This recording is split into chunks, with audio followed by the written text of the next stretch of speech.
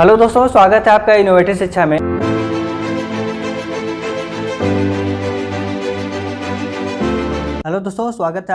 शिक्षा में। आज की इस वीडियो में हम कंटिन्यू करने वाले हैं class 10th mathematics chapter 3 pair of linear equation in two variable. आज की इस वीडियो में हम एक्सरसाइज 3.1 को डिटेल में डिस्कस करेंगे। अभी तक मैंने आपको सारे कॉन्सेप्ट्स के बारे में बता दिया है।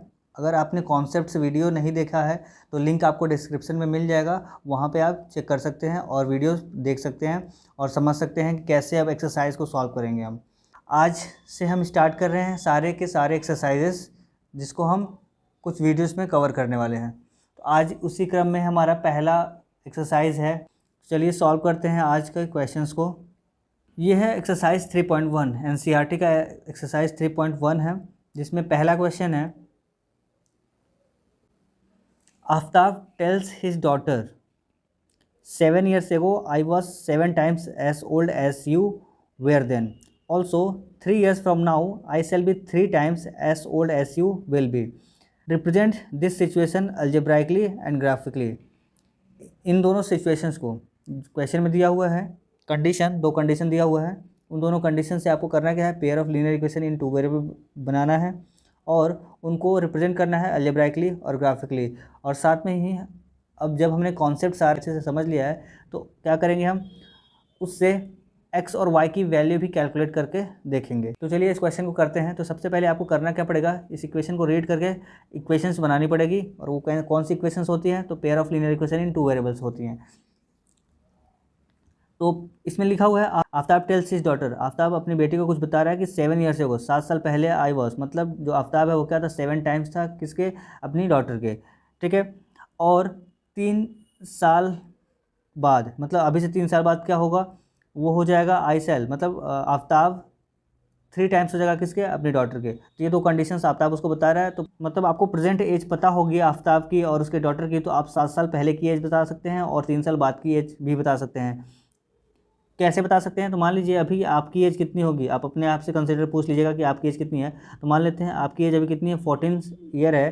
तो 7 साल पहले आपकी एज कितनी रही होगी, तो ऑब्वियस सी बात है 7 माइनस कर देंगे तो आपको पता चल जाएगा कि आपकी एज कितनी है, 7 ईयर्स रही होगी, ठीक है। ऐसे ही किसी की एज 13 है तो 7 माइनस करेंगे तो कितना हो जाएगा, 6 ईयर हो जाएगा।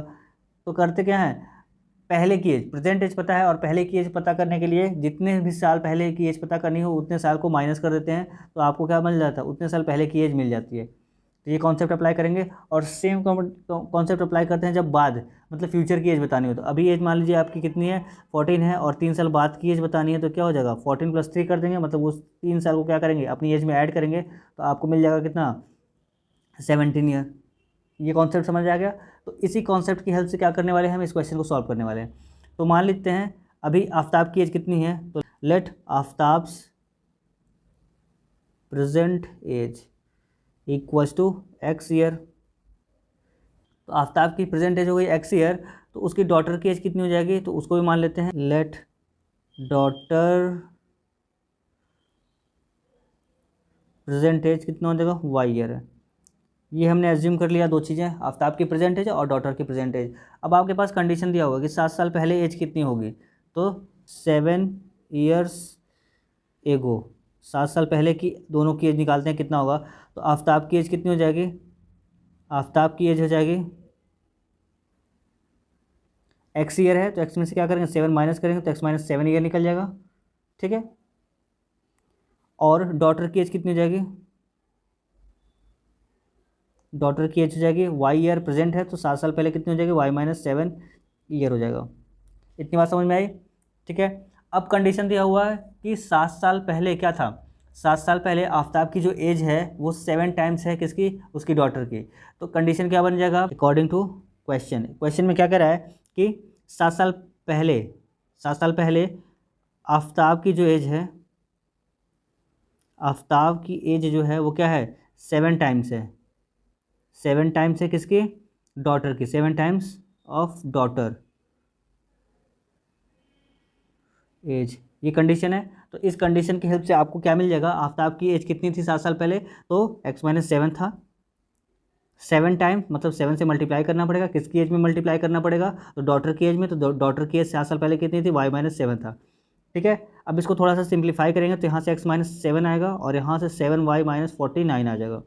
ठीक है, तो x minus 7y equal to minus 49 plus 7, x minus 7y equal to minus 42। ये हमारा पहला इक्वेशन है। अब बात करते हैं 3 साल बाद क्या कंडीशन था आफ्टर 3 ईयर्स। 3 ईयर्स के बाद की कंडीशन क्या दी हुई है, तो वो दिया हुआ है। पहले आफ्ताब की एज निकाल लेते हैं। तो आफ्ताब की जो एज हो जाएगी 3 साल बाद, तो प्रेजेंट एज कितनी थी x की, तो 3 साल बाद क्या हो जाएगा, उसकी एज में 3 ऐड हो जाएगा, मतलब x प्लस 3 ईयर्स की हो जाएगा। और उसकी जो डॉटर है वो कितनी की हो जाएगी, तो डॉटर्स एज हो जाएगा 3 साल बाद y plus 3 because present age 3। ठीक है, अब 3 साल बाद की कंडीशन दिया होगा, तो 3 साल बाद होने वाला है ये कि आफ्ताब की जो एज है वो 3 टाइम्स हो जाएगी किसकी, डॉटर की एज की। According to question Aftab age equals to 3 times, मतलब 3 से मल्टीप्लाई करना पड़ेगा। किस में मल्टीप्लाई करना पड़ेगा, तो डॉटर की एज में मल्टीप्लाई करना पड़ेगा। तो क्या मिल जाएगा, आपको एक कंडीशन मिल जाएगा। आफ्ताब की एज कितनी है 3 साल बाद, x प्लस 3 है, और 3 टाइम्स डॉटर की एज कितनी है 3 साल बाद, y प्लस 3 है। अब इसको आप सॉल्व करेंगे तो आपको एक इक्वेशन मिलेगा। कैसा इक्वेशन मिलेगा, तो x plus 3 equals to 3y plus 9। अब इसको फाइनली सॉल्व करेंगे तो आपको दूसरा इक्वेशन मिल जाएगा। पहला इक्वेशन आप मिल चुका है पहले से ही, तो x minus 3y equals to 9 minus 3 6। ये रहा दूसरा इक्वेशन। अब आपको पहला और दूसरा इक्वेशन मिल चुका है अलजेब्रैकली, मतलब आपने एक चीज़ कर लिया, अलजेब्रैकली रिप्रेजेंट करके दिखा दिया कि कैसे इस प्रॉब्लम को हम अलजेब्रैकली या फिर मैथमेटिकली रिप्रेजेंट कर सकते हैं। अब इसी क्वेश्चन को आपको रिप्रेजेंट करना है ग्राफिकली और सॉल्व करना है। तो चलिए सॉल्व करते हैं। हमारा जो पहला इक्वेशन था वो क्या था, x minus 7y equals to minus 42, ये पहला इक्वेशन था। और x minus 3y equals to 6, ये सेकेंड इक्वेशन था। ठीक है, अब इन दोनों इक्वेशन को सॉल्व करना है, लेकिन सॉल्व करने से पहले ग्राफिकली रिप्रेजेंट करके दिखाएंगे, उसके बाद से सॉल्व करेंगे। अगर ग्राफिकली सॉल्यूशन मिल जाता है, जो कि मिलेगा ही मिलेगा, अगर आप फिगर सही से बनाएंगे और थोड़ा सा बड़ा फिगर बनाएंगे तो आपको क्लियरली इसका सॉल्यूशन मिलेगा।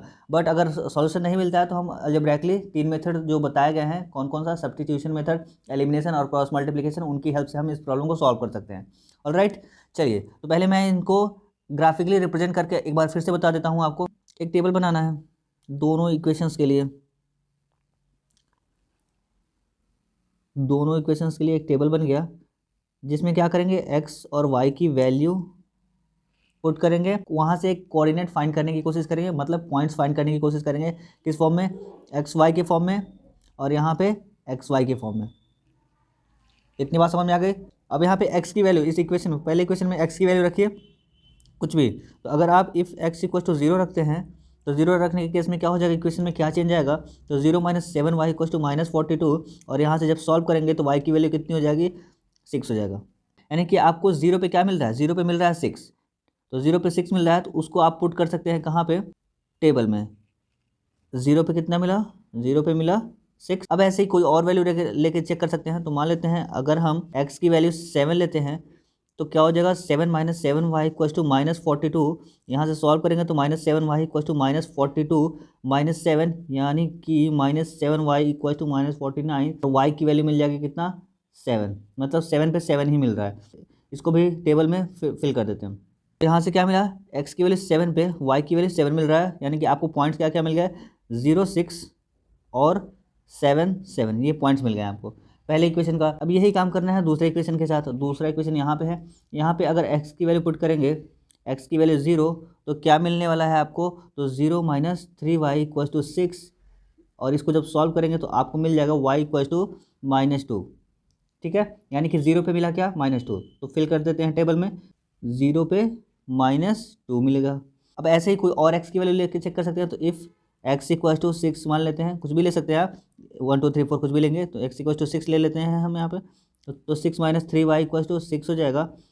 तो minus 3y equal to 6 minus 6 कितना हो जाएगा, 0 हो जाएगा। तो माइनस 3y इक्वल टू 0, यानी कि y इक्वल टू क्या हो जाएगा, 0 हो जाएगा। यानी कि 6 पे क्या आ रहा है, 6 पे 0 आ रहा है। जब x की वैल्यू 6 होगी तो y की वैल्यू क्या हो जाएगी, 0। x की वैल्यू 6 पे y की वैल्यू 0 हो जाएगी। तो यहाँ पे आपको कोऑर्डिनेट्स क्या मिल गया, फिर पॉइंट्स क्या मिल गया, तो 0 माइनस 2 और 6,02। अभी इन चारों पॉइंट्स को क्या करना है, कार्टेशियन प्लेन पे रिप्रेजेंट कर देना है। तो पहले इक्वेशन का जो पॉइंट था वो क्या था, 0 6 था पहला पॉइंट, और 7 था दूसरा पॉइंट। ठीक है, ये पहले इक्वेशन का पॉइंट था। और दूसरे इक्वेशन का पॉइंट था 0 -2 और दूसरा पॉइंट था 6 0।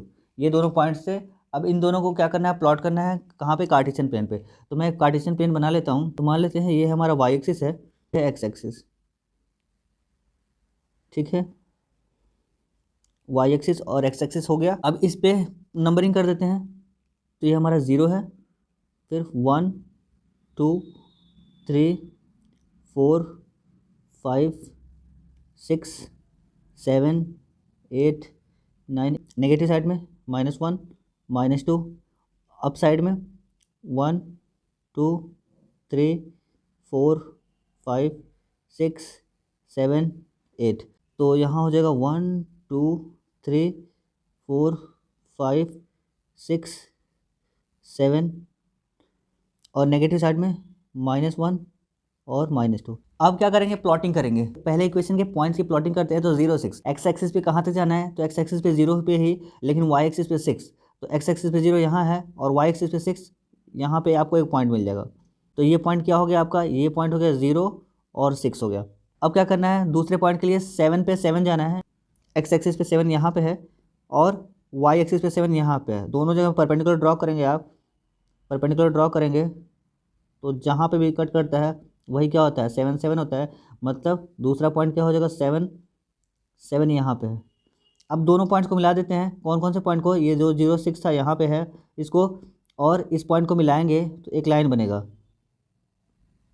कुछ इस तरह का, ठीक। आप रूलर का इस यूज़ करके करेंगे तो लाइन सीधी बनेगी। तो ये लाइन बन गया पहले इक्वेशन का। अब यही काम करना है दूसरे इक्वेशन के लिए। तो जब दूसरे इक्वेशन के लिए करेंगे तो आपको दूसरा इक्वेशन का फर्स्ट पॉइंट दिख रहा है 0 और -2। तो 0 और -2 कहाँ पे है, एक्स एक्सिस पे 0 और वाई एक्सिस पे -2, यानी कि आपको पॉइंट मिल जाएगा यहाँ नीचे, पॉइंट आपको यहाँ नीचे मिल जाएगा। अब यहाँ पे मिल गया एक पॉइंट, यानी कि कौन सा पॉइंट, 0 और -2। उसके बाद से सेकेंड पॉइंट है 6 0, मतलब एक्स एक्सिस पे 6 और वाई एक्सिस पे 0, यानी कि पॉइंट यहाँ पे मिल जाएगा आपको 6 0। अब इन दोनों को जब मिलाएंगे आप, फिर से एक लाइन बनेगा कुछ इस तरह का लाइन। ये आपका दूसरा इक्वेशन हो गया। अब इन दोनों इक्वेशन से आपको ऑब्जर्व हो रहा होगा कि ये जो लाइन है वो आगे कहीं ना कहीं मिलेगा, ठीक है। अब यहाँ पे स्क्रीन छोटा है तो मैं मिला के नहीं दिखा पा रहा, बट कहीं ना कहीं मिलेगा। और जहाँ पे मिलेगा वही क्या होता है, वहाँ पे वही पॉइंट क्या कहलाता है, सॉल्यूशन कहलाता है। या फिर वही पॉइंट क्या होगा, इन दोनों इक्वेशन का सॉल्यूशन होगा, आंसर होगा। आपको यहाँ पे एक बात क्लियर हो गई कि ये जो दोनों लाइन्स हैं वो कहीं ना कहीं इंटरसेक्ट होंगी, और इंटरसेक्ट होने के केस में क्या होता है, आपको सॉल्यूशन मिलता है। और सॉल्यूशन मिलता है तो पेयर क्या होता है, कंसिस्टेंट होता है, यानी कि इस क्वेश्चन का जो आंसर है वो मिलेगा, ठीक। ये हमको पता चल चुका है ग्राफिकली। अब इसी क्वेश्चन को हम क्या करेंगे, अलजेब्रैकली सॉल्व करेंगे और पता करने की कोशिश करेंगे कि आंसर फाइनली क्या आने वाला है। ऑलराइट, तो चलिए ये रहा हमारा graphical representation of this question. I hope इतनी बातें आपको समझ में आई होंगी। अब कर लेते हैं इसको एलिमिनेशन मेथड से या फिर सब्स्टिट्यूशन मेथड से सॉल्व। Let's do it. अब सेम क्वेश्चन को करते हैं with the help of algebraic method, मतलब सब्स्टिट्यूशन, एलिमिनेशन और क्रॉस मल्टीप्लिकेशन मेथड। तो मैं इस क्वेश्चन को सॉल्व करने के लिए हेल्प लूँगा एलिमिनेशन मेथड का, क्योंकि वो ज़्यादा इजी है in comparison to substitution method और क्रॉस मल्टीप्लिकेशन मेथड। तो आपके पास पहला इक्वेशन था x - 7y = -42, ये फर्स्ट इक्वेशन था। और दूसरा इक्वेशन था x - 3y = 6, ये हमने कैलकुलेट कर लिया था सेकेंड इक्वेशन।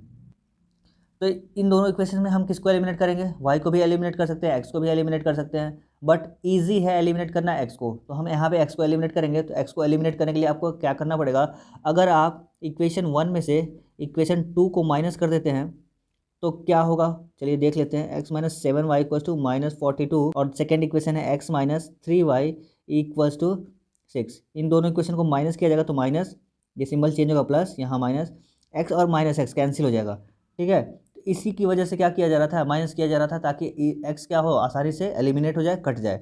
बाकी रिमेनिंग पार्ट को सॉल्व करते हैं तो -7y + 3y कितना हो जाएगा, तो वो होगा -4y = -42, -6 हो जाएगा -48। यहाँ से जब सॉल्व करेंगे तो y की वैल्यू मिल जाएगी आपको, y = -48/-4 मतलब 12। तो y की वैल्यू कितनी हो गई, 12 हो गई। मतलब डॉटर की एज तो पता चल गई आपको। अब इसी तरीके से आफ्ताब की एज भी निकाल लेनी है। तो आफ्ताब की एज निकालने के लिए क्या करेंगे, इक्वेशन नंबर 1 और इक्वेशन नंबर 2, जहाँ पे भी आपकी मर्जी हो, y की वैल्यू को पुट करके x की वैल्यू कैलकुलेट कर सकते हैं। तो मैं यहाँ पे इक्वेशन नंबर 2 में पुट कर रहा हूँ, क्योंकि इक्वेशन नंबर 2 ईजी है in comparison to equation number 1। यहाँ पे पुट कर देते हैं put y equals to 12 in equation 2। तो जब पुट करेंगे तो क्या मिलेगा, x minus 3 into 12 equals to 6, यानी कि यहाँ से मिल जाएगा आपको x इक्वल्स टू 6 प्लस 12 से कितना होता है 36, तो 36 इधर आ जाएगा राइट हैंड साइड में। तो यहाँ से आपको x की जो वैल्यू मिल जाएगी वो मिल जाएगी 42 ईयर। यानी कि आपको पता चल चुका है कि आफ्ताब की एज क्या होगी, आफ्ताब की एज प्रेजेंट एज क्या होगी, वो हो जाएगा x मतलब 42, और डॉटर की एज कितनी हो जाएगी, तो वो हो जाएगा y मतलब 12 ईयर। तो ये रहा आपका सॉल्यूशन x और y की वैल्यू के फॉर्म में। तो यहाँ से आपको x और y की वैल्यू मिल गई, और यही x और y की वैल्यू क्या होती, उस ग्राफ पर रिप्रेजेंट होता जो क्या है बहुत ही बड़ी वैल्यू है। यानी कि आपको क्या रिप्रेजेंट करना पड़ता, 42 और 12 रिप्रेजेंट करना पड़ता, जिसके लिए आपको बहुत बड़े ग्राफ की जरूरत पड़ती, ठीक है, जो हमारे ग्राफ में फिट नहीं हो रहा था। तो answer is the 42 and 12। I hope इतनी बात आपको समझ में आई होगी इस क्वेश्चन में। वीडियो पसंद आए तो लाइक कीजिए, कमेंट कीजिए, शेयर कीजिए दोस्तों के साथ, सब्सक्राइब कीजिए। Thanks for watching the video, have a nice day.